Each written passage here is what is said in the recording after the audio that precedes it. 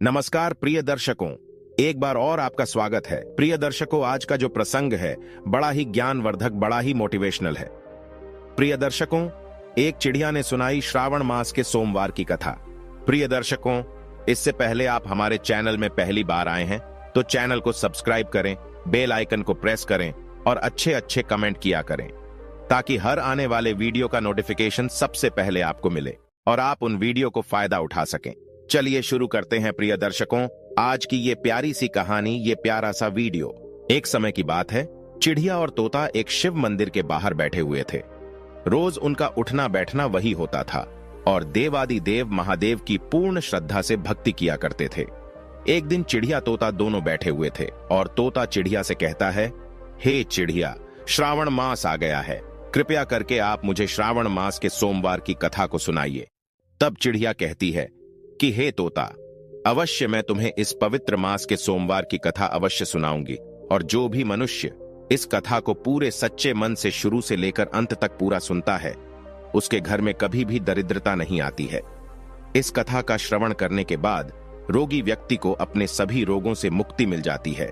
चिड़िया कहती है कि तुम शांत चित्त मन हो करके बैठ जाओ, मैं तुम्हें कहानी सुनाती हूं। इस कहानी को आप गौर से सुनिएगा। तोता कहता है कि ठीक है। तोता शांत चितवन होकर के बैठ जाता है और अपने दोनों कानों को चिड़िया की हर बात पर लगाता है और बड़ी गौर से और बड़ी ध्यान से इस कहानी को तोता सुनता है। चिड़िया कहानी शुरू करती है और चिड़िया कहती है कि तोता, एक समय की बात है, किसी नगर में एक पंडित रहता था। वह जन्म से ही बहुत गरीब था और वह पंडित अपनी पत्नी और अपने पुत्र के साथ रहता था। उसके पुत्र का नाम सोमक था। वह पंडित प्रतिदिन सुबह उठकर स्नान आदि करने के बाद तुलसी के पौधे पर जल चढ़ाता था और वह प्रतिदिन उस नगर के सभी घरों में जाकर कथाएं सुनाता था। लेकिन उस पंडित द्वारा किए गए यह सभी कार्य उसकी पत्नी को बिल्कुल भी पसंद नहीं थे, क्योंकि उस पंडित की पत्नी कई वर्षों से भगवान भोलेनाथ का पूजा पाठ किया करती थी और सावन के सभी सोमवारों को उपवास भी रखती थी। लेकिन इतना सब कुछ करने के बाद भी उसे गरीबी का ही सामना करना पड़ रहा था। इसलिए वह पंडित की पत्नी भगवान भोलेनाथ से बहुत ही नाराज हो गई और उनका पूजा पाठ करना सब कुछ छोड़ दिया। इसी तरह से वह पंडित जब तक युवा था तब तक वह कहीं ना कहीं से भगवान भोलेनाथ की कथा सुनाकर या पूजा पाठ करने के बाद उसे जो धन मिलता था, उसी धन से वह अपने परिवार का पालन पोषण करता था। फिर एक दिन उस पंडित की पत्नी ने दोबारा भगवान भोलेनाथ की पूजा अर्चना करना शुरू कर देती है। वह अपने मन में यह सोचकर भगवान भोलेनाथ की पूजा अर्चना किया करती थी कि एक दिन तो ऐसा जरूर आएगा जब मेरी भी सभी मनोकामनाएं पूर्ण होंगी, मेरी भी गरीबी दूर होगी। लेकिन उसके द्वारा इतनी पूजा पाठ करने के बाद भी उसे अपने पूजा पाठ करने का कोई फल नहीं मिल पा रहा था, जिससे वह बहुत ही दुखी हो जाती है और मन ही मन अपने आप को कोसने लगती है कि हमने ऐसा कौन सा पाप किया है जिसकी वजह से हमें इतनी गरीबी का सामना करना पड़ रहा है। अब धीरे धीरे वह पंडित और उसकी पत्नी दोनों ही बहुत बूढ़े हो चुके थे और अब उस पंडित के शरीर में इतनी शक्ति भी नहीं बची थी कि वह किसी नगर में भगवान भोलेनाथ की कथा करने के लिए जा सके। अब वह पंडित भी हमेशा बीमार रहने लगा था, क्योंकि उसे कई बीमारियों ने घेर लिया था और उसके घर को चलाने वाला कोई नहीं था। इसलिए वह पंडित भी चिंतित रहने लगा था। धीरे धीरे से उसके घर में कुछ नहीं बचा, उसे दाने दाने के लिए जूझना पड़ गया था। तब वह पंडित की पत्नी बहुत ही क्रोधित हो जाती है और एक बार फिर से क्रोध में आकर भगवान भोलेनाथ की पूजा अर्चना करना छोड़ देती है और अपने पति से भी भगवान भोलेनाथ की पूजा अर्चना करने से मना करने लगती है। लेकिन वह पंडित भगवान भोलेनाथ की पूजा अर्चना करना नहीं छोड़ता है। तब एक दिन वह क्रोधित होकर अपने पति से कहती है, हे नाथ, हम दोनों कब तक भगवान भोलेनाथ की पूजा अर्चना करते रहेंगे? क्योंकि भगवान शिव शंभू की पूजा अर्चना करते करते हम दोनों बहुत ही बूढ़े हो चुके हैं, लेकिन अभी भी हमें इतनी पूजा पाठ करने का कोई फल प्राप्त नहीं हुआ है। हम इतनी गरीबी से जूझ रहे हैं। यहां तक हमारी गरीबी दूर ही नहीं हुई है, बल्कि हम इसके उल्टा पहले से और भी ज्यादा गरीब हो गए हैं। पहले तो कुछ ठीक भी था, लेकिन अब तो दाने दाने के लिए रोना पड़ रहा है। उस पंडित की पत्नी उस पंडित से आगे कहती है, हे नाथ, मैं ही मूर्ख हूं जो मैंने एक बार भगवान भोलेनाथ की पूजा अर्चना करना बंद करके दोबारा से शुरू कर दी और मैंने सावन के सभी सोमवारों को न तो दिन देखा न रात देखी दिन से रात तक भगवान भोलेनाथ की पूजा अर्चना की और उपवास भी रखा। प्रतिदिन जप तप करके अपने ही शरीर को कमजोर कर लिया। यह सब करने के बाद भी मुझे इसका कोई फल नहीं मिला। और अब तुम्हारा शिव क्या देगा जो तुम प्रतिदिन शिवलिंग पर जल अर्पित करते हो? प्रिय दर्शकों, अपनी पत्नी की बात सुनकर वह पंडित उसे कुछ भी नहीं कहता है, क्योंकि उसे अपने आराध्य भगवान भोलेनाथ पर पूरा विश्वास था। उधर उसका पुत्र सोमक अभी शिक्षा ग्रहण कर रहा था और कुछ ही दिनों में उसकी शिक्षा दीक्षा पूरी हो गई। वह अपनी शिक्षा दीक्षा पूरी करके अपने घर आ गया और जब उसने अपने माता पिता को कष्ट में देखा, तब वह अपने आने वाले भविष्य के बारे में ज्यादा न सोचकर उसने अपने माता पिता की सेवा करनी शुरू कर दी। उनकी सभी मनोकामनाओं को पूरा करना शुरू कर दिया और घर का सारा बोझ अपने कंधों पर ले लिया। वह अपने पिता की तरह नगर नगर जाकर भगवान भोलेनाथ की कथाओं को सुनाने लगा और कथा सुनाने पर मिली दक्षिणा से अपने परिवार का पालन पोषण करने लगा। ऐसे ही कई वर्ष गुजर जाते हैं। लेकिन एक दिन की बात है, सोमक उस नगर के भगवान शिव के प्रसिद्ध मंदिर में पूजा अर्चना करने के बाद वहां पर उपस्थित शिव भक्तों को भगवान भोलेनाथ की पावन कथा का श्रवण कराते हुए कहता है कि जो भी भगवान भोलेनाथ की इस पावन कथा को सच्चे मन से श्रवण करता है, उनकी भगवान भोलेनाथ सभी मनोकामनाएं पूर्ण कर देते हैं। सोमक की यह बात उस नगर का राजा उस मंदिर में आए हुआ था। वही इस बात को राजा सुन लेता है और उसे यह बात बहुत ही अच्छी लगती है। इसीलिए वह सोमक के पास पहुंचकर उससे कहता है, मुझे तुम्हारी यह कथा बहुत ही अच्छी लगी, किंतु क्या तुम आज से प्रतिदिन राजकुमारी को भगवान भोलेनाथ की कथाओं को श्रवण कराओगे? क्योंकि मैं चाहता हूं कि मेरी पुत्री को अच्छा वर मिले और इसके लिए मैं तुमको प्रतिदिन दक्षिणा के रूप में ढेर सारा धन दूंगा। राजा की ऐसी बातों को सुनकर सोमक बहुत ही प्रसन्न हो जाता है और राजकुमारी को प्रतिदिन कथाओं का श्रवण कराने की हामी भर देता है। फिर उसके बाद राजा ने सोमक को अपने राजमहल में राजकुमारी को प्रतिदिन कथाओं का श्रवण कराने की नियुक्त कर लिया और अब सोमक प्रतिदिन उस नगर के राजा की पुत्री को कथा सुनाने लगा और राजकुमारी को कथा का श्रवण कराने पर दक्षिणा के रूप में जो कुछ धन मिलता था, उसी धन से वह अपने परिवार का पालन पोषण करने लगा। किंतु सोमक की माता को यह बात अच्छी नहीं लगती थी और वे इस पर प्रसन्न भी नहीं रहती थी, क्योंकि उन्हें अपने पुत्र के आने वाले भविष्य की चिंता थी। इसीलिए वे प्रतिदिन इस बात को लेकर बहुत ही चिंतित रहती थी। फिर एक दिन पंडित की पत्नी अपने पति से कहती है, हे नाथ, मुझे अपने पुत्र के भविष्य की चिंता हो रही है, क्योंकि हमारा जीवन तो किसी तरह से कट गया है, लेकिन मुझे हमारे पुत्र के आने वाले भविष्य की चिंता है। हमारे मरने के बाद उसका क्या होगा? क्या हमारी भक्ति पूजा पाठ का कभी कोई फल नहीं मिलेगा? क्या भगवान भोलेनाथ को हमारा दुख दिखाई नहीं देता है? हमारा पुत्र राजा के महल से दक्षिणा में जो भी धन लाता है, माना कि उस धन से हमारे पूरे परिवार का पालन पोषण हो जाता है, लेकिन बाकी की सभी मनोकामनाओं का क्या? वे कैसे पूरी होंगी? अब क्या हम सिर्फ अपना पेट भरने के लिए ही जिए? ईश्वर ने अपनी आंखें क्यों बंद कर रखी हैं? क्या हमारे पुत्र को हमारी तरह ही जीवन भर गरीब रहना पड़ेगा? प्रिय दर्शकों, जब माता पार्वती जी ने उस पंडित की पत्नी की करुण पुकार को सुनी, तब वे शीघ्र ही भगवान भोलेनाथ के पास जा पहुंची। तब भगवान भोलेनाथ जी ने पूछा कि हे देवी पार्वती, आज आप बहुत चिंतित लग रही हैं। फिर माता पार्वती जी भगवान भोलेनाथ जी से कहती हैं, हे शिव शंभु, आप तो त्रिकालदर्शी हैं, आपको तो सब कुछ पता होता है, किंतु फिर भी यह प्रश्न कर रहे हैं। चलिए मैं आपको बता देती हूं कि मैं इतना चिंतित क्यों हूं। मेरी चिंता का कारण है वह पंडित और उसकी पत्नी। आप उन दोनों की परीक्षा क्यों ले रहे हैं? हे प्रभु, वह पंडित तो आपका परम भक्त है, लेकिन आपने सिर्फ उसके जीवन को कठिनाइयों से ही भरा है। उसे कभी भी उसके द्वारा पूजा करने का फल नहीं दिया। इसलिए मेरी आपसे विनती है कि अब आप उसके जीवन के सभी दुखों का नाश करें, अन्यथा कहीं ऐसा ना हो कि वह पंडित और उसकी पत्नी आपका पूजा पाठ करना ही बंद कर दें और कहीं उसके मन में आपके प्रति श्रद्धा विश्वास समाप्त न हो जाए। माता पार्वती जी की इन सभी बातों को सुनकर भगवान भोलेनाथ माता पार्वती जी से कहते हैं, हे देवी पार्वती, आप चिंतित मत होइए, क्योंकि हमने उस ब्राह्मण के भाग्य के उदय का बीज बो दिया है। अब हम दोनों को उस पंडित के घर जाने का समय आ गया है और पृथ्वी लोक पर जाकर हमें शिवलीला करनी है। इतना कहकर भगवान भोलेनाथ जी माता पार्वती जी के साथ पृथ्वी लोक की ओर चल देते हैं और पृथ्वी लोक पर पहुंचकर दोनों साधु का रूप धारण कर लेते हैं। साधु का रूप धारण करने के बाद उस पंडित के घर के समीप पहुंच जाते हैं और जोर जोर से आवाज लगाते हुए कहते हैं, अलख निरंजन, घर में कोई है। तब उनकी आवाज सुनकर वह बूढ़ा पंडित घर से बाहर निकलता है और उन्हें प्रणाम करते हुए कहता है, हे मुनिवर, आपका स्वागत है। बताइए मैं आपकी किस तरह से मदद कर सकता हूं। तब साधु का रूप धारण किए हुए भगवान भोलेनाथ ने उस पंडित से कहा कि आज की रात्रि में हम आपके घर पर विश्राम करना चाहते हैं। तब वह पंडित अपने मन में सोचने लगा कि यह तो हमारे अतिथि है, मुझे इन्हें मना नहीं करना चाहिए, क्योंकि अगर इन्हें बुरा लग गया तब यह मेरे पूरे परिवार सहित श्राप दे सकते हैं। लेकिन मैं किस तरह से इनका अतिथि सत्कार करूंगा, क्योंकि जैसे तैसे करके मेरा पुत्र जो धन लेकर आता है उससे किसी तरह से हमारे परिवार का पालन पोषण होता है और कुछ भी नहीं बच पाता है। इसलिए मैं इनके भोजन का प्रबंध कैसे कर सकता हूं। अपने मन में इतना सोचकर उसने कहा कि हे मुनिवर, मेरा पुत्र इस नगर के राजा की पुत्री को कथा सुनाकर दक्षिणा में जो भी धन लाता है उसी से एक वक्त के लिए हम तीनों के भोजन की पूर्ति होती है। इसलिए मैं कुछ भी करके सिर्फ एक समय के लिए ही भोजन का प्रबंध कर सकता हूं। तब साधु का रूप धारण किए हुए भगवान भोलेनाथ जी ने उस पंडित को एक पात्र देकर उससे कहा, हे पुत्र, आज से तुम अपनी पत्नी से कह देना कि इस पात्र में भोजन बनाया करो, तो हम सभी के लिए दोनों वक्त का भोजन बन जाया करेगा।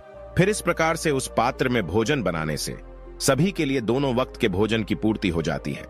यह दृश्य देखकर तीनों बहुत ही आश्चर्य में पड़ गए थे और बहुत ज्यादा भयभीत भी हो गए थे। प्रिय दर्शकों, उसके अगले दिन सुबह उठकर सोमक राजकुमारी को कथा सुनाने के लिए जा ही रहा था कि तभी अचानक से साधु का रूप धारण किए हुए भगवान भोलेनाथ जी ने सोमक से पूछा कि हे पुत्र, तुम कहां जा रहे हो। तब सोमक उनसे कहता है, हे मुनिवर, मैं तो अब इस नगर के राजा की पुत्री को कथा का श्रवण कराने के लिए जा रहा हूं। तब साधु का रूप धारण किए हुए भगवान भोलेनाथ जी ने सोमक से कहा कि हे पुत्र, आज जब तुम राजकुमारी को कथा का श्रवण कराने के लिए जाओ तो तुम उससे पूछना कि वह अपनी किस मनोकामना की पूर्ति होने के लिए प्रतिदिन भगवान भोलेनाथ की कथा का श्रवण करती है।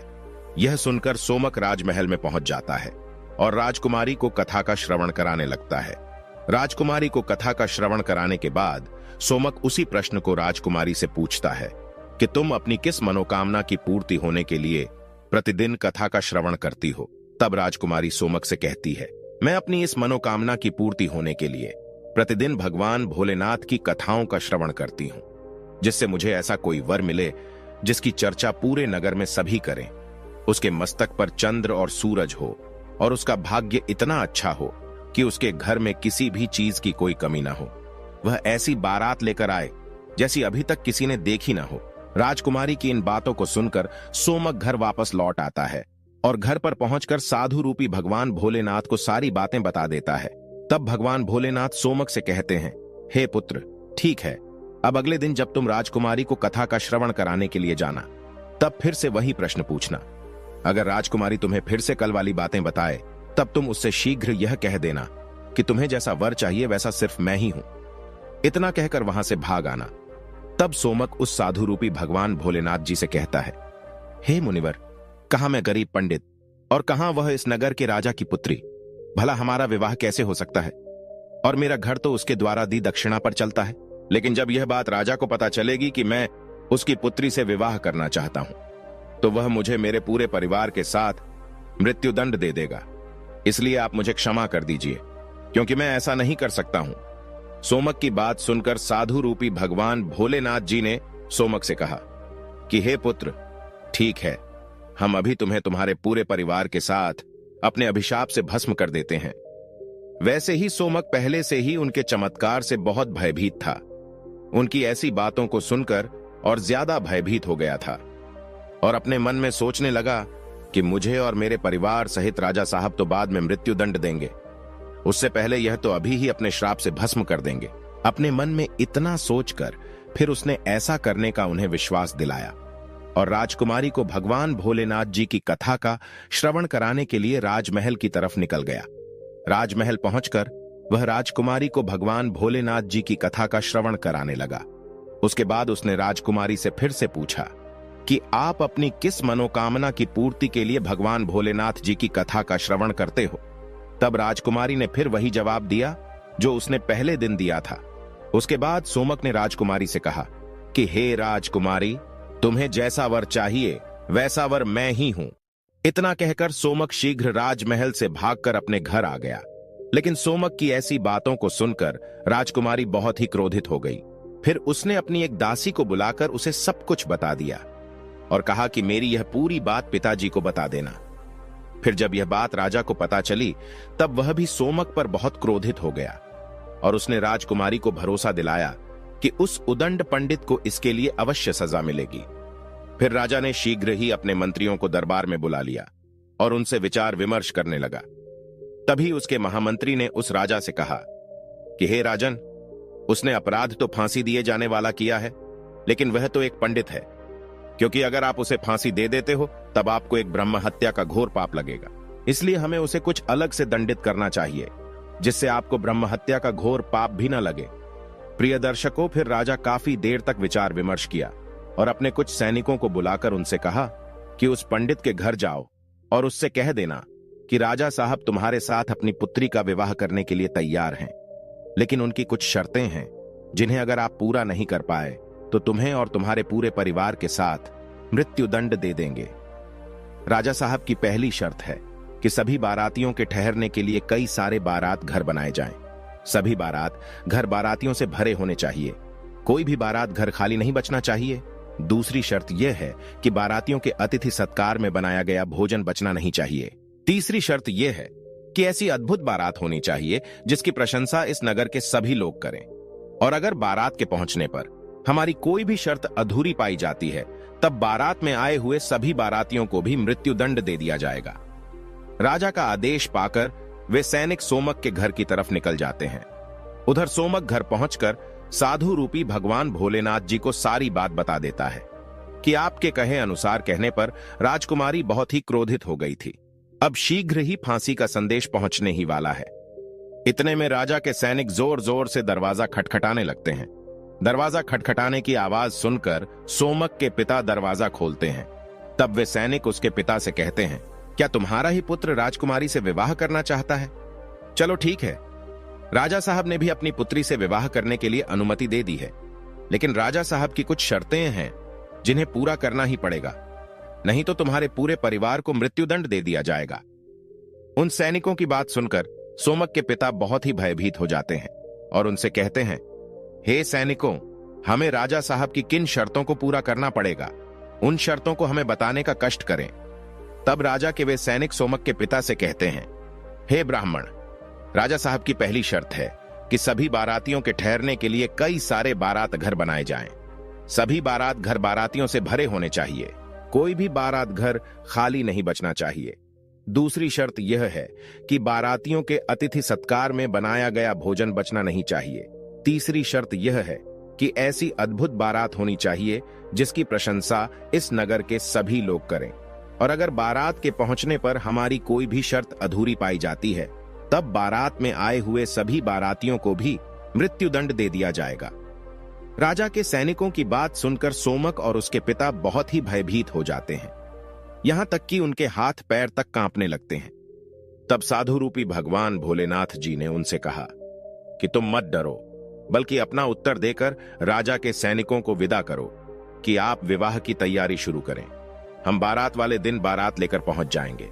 फिर सोमक ने अपना उत्तर उन सैनिकों को बताकर उन्हें विदा कर दिया और वह सैनिक राजमहल पहुंचकर राजा को सारी बातें सुना देते हैं। लेकिन जब राजा को सोमक की तरफ से सकारात्मक उत्तर प्राप्त होता है तब वह बड़े ही आश्चर्य में पड़ जाता है और वह अपने मन में सोचने लगता है, आखिर वह गरीब पंडित किसके भरोसे पर इतनी दुर्लभ शर्त के बावजूद भी मेरी पुत्री से विवाह करने के लिए तैयार है? क्या मेरा कोई दुश्मन उसका साथ दे रहा है? इसी तरह के कई विचार उसके मन में उठते रहते थे। उसके बाद उसने उस नगर के कई घरों को बारात घर की तरह सजा दिया और कई सारे तंबू का प्रबंध भी कर दिया। राजा यह सब यह सोचकर कर रहा था कि कहां वह पंडित इतने अधिक बारातियों को ला पाएगा, और जब अधिक बाराती न आने पर वह मेरी शर्त हार जाएगा, फिर वह उसे पूरे परिवार सहित मृत्युदंड दे देगा। इधर सोमक उस नगर में जिसे भी अपनी बारात में चलने के लिए कहता था वह उसे यह कहकर मना कर देता था कि नहीं, मुझे इतनी जल्दी नहीं मरना है, तुम्हारा तो अंतिम समय निकट आ गया है, इसलिए हम तुम्हारे साथ बारात में मरने के लिए क्यों जाएं? उन सभी की ऐसी बातों को सुनकर सोमक बहुत ही परेशान रहने लगा था क्योंकि अभी तक उसके साथ बारात में चलने के लिए कोई भी व्यक्ति तैयार नहीं हुआ था। फिर विवाह का दिन भी आ गया और विवाह वाले दिन सोमक और भी ज्यादा चिंतित था। जब साधु रूपी भगवान भोलेनाथ जी ने सोमक को बहुत परेशान देखा, तब वे सोमक से बोले कि हे पुत्र, आज तो तुम्हारा विवाह है और आज के दिन भी तुम इतना परेशान हो रहे हो। बताओ, तुम किसी बात को लेकर इतना चिंतित हो रहे हो? तुम हमारे रहते हुए चिंतित मत हो, हम तुम्हारे साथ हैं। तब सोमक ने भगवान भोलेनाथ जी से कहा कि हे मुनिवर, क्या फायदा आपको बताने का, मेरा तो भाग्य ही खराब है। वैसे भाग्य में जो लिखा होता है वही होता है। यही कहकर तैयार होकर उनके साथ राजमहल की तरफ चल देता है। प्रिय दर्शकों, फिर भगवान भोलेनाथ जी ने सोमक की बारात में चलने के लिए सभी देवताओं, भूत प्रेतों और गंधर्वों को मनुष्य रूप में सोमक की बारात में चलने के लिए आमंत्रित कर लिया और सोमक की बारात में शामिल कर लिया, जिसके कारण सभी बारात नाचते हुए बारात घर पहुंच गए। जब सोमक की बारात पहुंची, तब इतने सारे बाराती आए हुए थे कि राजा द्वारा सजाए गए सभी बारात घर और यहां तक कि सभी तंबू बारातियों से भर गए और कुछ बारात तो बिना तंबू के बाहर ही रह गए। फिर जब राजा के पास सूचना भिजवाई गई कि बारातियों के ठहरने के लिए बारात घर और तंबुओं में जगह नहीं बची है, ठहरने के लिए और प्रबंध कराया जाए, तब राजा अपने मन में सोचने लगा कि अभी तो कोई भी उसके साथ बारात में आने के लिए तैयार नहीं था और अब कहां से इतने बाराती आ गए हैं। मुझे एक बार चलकर देखना चाहिए। इतना सोचकर राजा तुरंत ही वहां पहुंच गया और जब भगवान भोलेनाथ जी ने राजा को बारात में आया हुआ देखा, तब उन्होंने शुक्र और शनिदेव को बच्चे का रूप धारण करवा दिया और उन्हें भूख के कारण विलाप करवा दिया। इधर जब राजा ने दोनों बच्चों को जोर जोर से विलाप करते हुए देखा, तब उसने भगवान भोलेनाथ जी के पास पहुंचकर उनसे पूछा कि हे महात्मा, ये बच्चे इतना विलाप क्यों कर रहे हैं? तब साधु रूपी भगवान भोलेनाथ जी ने उस राजा को जवाब देते हुए कहा कि ये दोनों बच्चे बहुत भूखे हैं, इसीलिए ये इतना विलाप कर रहे हैं। फिर राजा ने उन दोनों बच्चों को भोजन करने वाले स्थान पर भेज दिया। उसके कुछ ही देर बाद राजा के सैनिकों ने उनके पास आकर बताया कि हे राजन, वे दोनों बच्चों ने तो सारा भोजन समाप्त कर दिया है और फिर भी वे दोनों जोर जोर से चिल्ला रहे हैं कि उन्हें भूख लगी है। अपने सैनिकों की ऐसी बातों को सुनकर राजा बहुत ही परेशान हो जाता है, क्योंकि अब उसका सारा अहंकार चूर चूर हो गया था। फिर वह साधु रूपी भगवान भोलेनाथ जी के चरणों में अपने दोनों हाथों को जोड़कर बैठ गया और उनसे कहने लगा कि हे साधु महाराज, अब मेरी लाज आपके ही हाथ में है। तब भगवान भोलेनाथ जी ने उस राजा से कहा कि कोई बात नहीं, सब कुछ ठीक हो जाएगा। आप राजमहल जाकर बारात की स्वागत की तैयारी शुरू कीजिए। फिर राजा ने उस नगर के सभी घरों को अच्छी तरह से सजाया और पूरे नगर को एकदम दुल्हन की तरह सजाया गया। सोमक भी विवाह की पोशाक में किसी राजकुमार से कम नहीं लग रहा था। सोमक के सेहरे को चांद और सूरज से सजाया गया था और अगुवानी के समय सोमक एक सुंदर से रथ में बैठकर राजमहल की तरफ जाने लगा। उस रथ के आगे कई सारे बाराती बैंड बाजे नाच रहे थे और कई बाराती हाथ में मुद्राएं लेकर एक दूसरे पर न्योछावर करके इधर उधर उछाल रहे थे। सोमक की बारात के ऐसे दृश्य को देखकर उस नगर के कुछ लोग कहने लगे कि इस पंडित का भाग्य तो देखो, इसके मस्तक के सेहरे को चांद और सूरज से सजाया गया है और इसके चारों तरफ से इस प्रकार धन लक्ष्मी उछाली जा रही है जैसे किसी धनवान राजा की बारात निकल रही है। और ऐसी बारात तो हमने अपने जीवन में कभी देखी भी नहीं है और न आगे देखने की उम्मीद है। यह पंडित तो भाग्य का बहुत धनी है। प्रजा की ऐसी बातों को सुनकर माता पार्वती जी भगवान भोलेनाथ जी से कहती है, हे प्रभु, यह तो सत्य है कि आपकी कृपा जिस भी मनुष्य पर हो जाती है उसके लिए अन्न धन भंडार के ताले खुल जाते हैं। भगवान भोलेनाथ जी माता पार्वती जी से कहते हैं, हे देवी पार्वती, जो भी भक्त मेरी श्रद्धा भाव से पूजा अर्चना करते हैं, मैं उनकी पूजा अर्चना का फल अवश्य देता हूं और उन्हें तभी तक दुखों को झेलना पड़ता है जब तक कि उनके पाप कर्म नष्ट नहीं हो जाते हैं। जैसे ही उनके पुण्य कर्मों का उदय होता है, वैसे ही उसके भाग्य के बंद पड़े दरवाजे खुल जाते हैं। फिर सोमक और राजा की पुत्री का विधिपूर्वक विवाह हो जाता है और वह राजकुमारी को डोली में बिठाकर अपने घर ले आता है। प्रिय दर्शकों, जो भी भक्त सावन मास में प्रतिदिन भगवान भोलेनाथ जी की कथाओं का श्रवण किया करता है, उसे भी राजकुमारी की तरह ही सुंदर वर प्राप्त होता है, क्योंकि राजकुमारी ने प्रतिदिन भगवान भोलेनाथ जी की कथाओं का श्रवण किया था, इसलिए उसे उसकी कामना के अनुसार अच्छा वर मिला था। भगवान भोलेनाथ जी और माता पार्वती जी की कृपा से अब सोमक बहुत ही धनवान व्यक्ति बन गया था। उसके घर में किसी भी चीज की कोई कमी नहीं थी। उसके बाद सोमक की मां ने फिर से भगवान भोलेनाथ जी की पूजा अर्चना करना शुरू कर दी और प्रतिदिन ढेर सारा धन गरीबों में बांटना शुरू कर दिया। और साथ ही साथ वह प्रतिदिन भगवान भोलेनाथ जी की कथाओं का श्रवण भी करने लगी थी। प्रिय दर्शकों, चिड़िया आगे कहती है कि हे तोता, भगवान भोलेनाथ जी की प्रतिदिन कथाओं का श्रवण करने और पूजा अर्चना करने का शुभ फल प्राप्त होता है।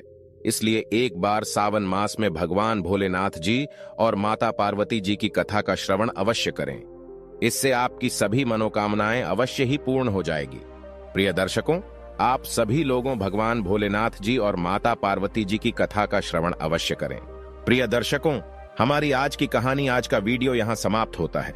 हम उम्मीद करते हैं कि आपको ये कहानी पसंद आई होगी और आप इससे ढेर सारी प्रेरणा लेंगे। मिलते हैं अगली ज्ञान चर्चा के साथ अगली वीडियो में। तब तक के लिए नमस्कार, धन्यवाद।